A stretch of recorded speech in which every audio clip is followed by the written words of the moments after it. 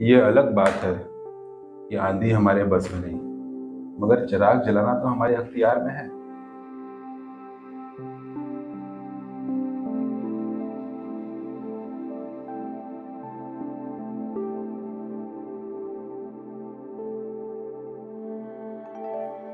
अब आपके hair loss हो रहे हैं, एंड्रोजेनिक एलोपेशिया है, तो हो सकता है कि जेनेटिक पैटर्न हो। इसलिए तो आपके बस में नहीं है जेनेटिक पैटर्न। लेकिन कम एज में अगर आप मेडिसिन शुरू कर देंगे तो आप लंबे समय तक बालों को मेंटेन रख सकते हैं, बचा सकते हैं। एक बार थोड़ा बाल ज़्यादा झड़ गए तो उन्हें वापस लाने में ज़्यादा समय लगता है।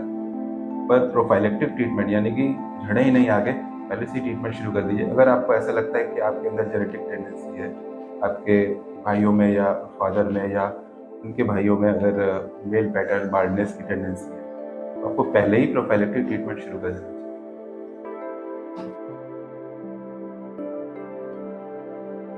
मेल पैटर्न बाल्डनेस में होता क्या है कि हार्मोन्स, मेल हार्मोन ज़्यादा बढ़े हो ऐसा नहीं होता।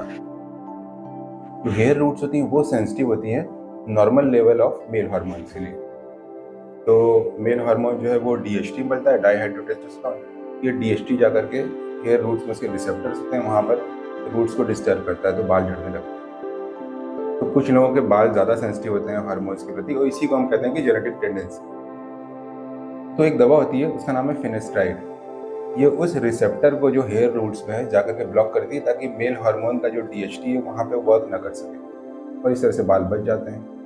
पर प्रॉब्लम ये है कि अगर आप हार्मोन्स को ब्लॉक करने वाली कोई दवाई दे रहे हैं, तो जो हार्मोन्स का एक्चुअल काम है उसको भी वो ब्लॉक करेगा, तो कुछ उससे रिलेटेड साइड इफेक्ट्स भी होंगे, और इसलिए लोग डरते हैं फिनेस्ट्राइड लेने से। तो उसका एक बहुत बढ़िया अल्टरनेटिव आ गया, वो है ड्यूटास्टेरॉइड।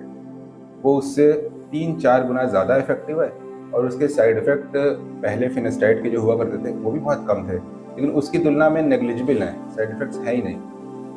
तो अगर आप लॉन्ग टर्म ड्यूटास्टेरॉइड लेंगे तो आपको कुछ भी फर्क नहीं समझ में आएगा, किसी तरह की कोई साइड इफेक्ट भी नहीं होंगे, और साथ में आपके बाल बचे रहेंगे। और अगर आप कुछ नहीं भी लगाना है, सिर्फ एक टैबलेट खा रहे रोज, तो आपको न्यू ग्रोथ भी दिखेगी। बड़ी अच्छी दवा है। इसका दूसरा नाम है कार्बोक्सामाइड, और कार्बो के नाम से मिलती है। बाल अभी झड़ रहे हैं या ठीक है? नहीं सर, बाल नहीं झड़ने बिल्कुल सर। और कुछ नया भी आ रहा है? हाँ सर, बीच का ही ये हिस्सा था तो।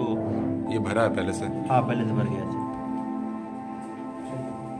कहते हैं कि फिनेस्ट्राइड या ड्यूटास्टेरॉइड, तो लोग सोचते हैं स्टेरॉइड तो नहीं है। तो स्टेरॉइड की स्पेलिंग अलग है, और स्टेराइड, ड्यूटास्टेराइड अलग चीज़ है। ये 5 अल्फा रिडक्टेज इनहिबिटर होता है, एक तरह का एंजाइम होता है हेयर रूट्स में जिसको ब्लॉक करता है। और जो स्टेरॉइड है वो अलग चीज़ है, वो एक तरह का स्ट्रेस हार्मोन है जो बॉडी में नेचुरली बनता है, और उसकी अलग टैबलेट्स आती हैं, और वो अलग तरह की चीज़ों के लिए एलर्जी के लिए दिया जाता है। और जिसमें स्टेराइड लगे, फिनेस्ट्राइड, ड्यूटास्टेराइड, ये एंजाइम इनहिबिटर होते हैं, और ये हेयर के लिए दिया जाता है। अच्छा, एकदम ही चिकना था।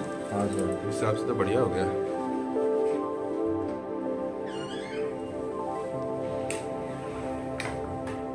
पूरी जगह लगभग आ गए, अब थोड़ा सा और डेंसिटी बढ़ेगी, ग्रोथ होगी तो बेटर दिखने लगेगा। जी सर। बढ़िया है।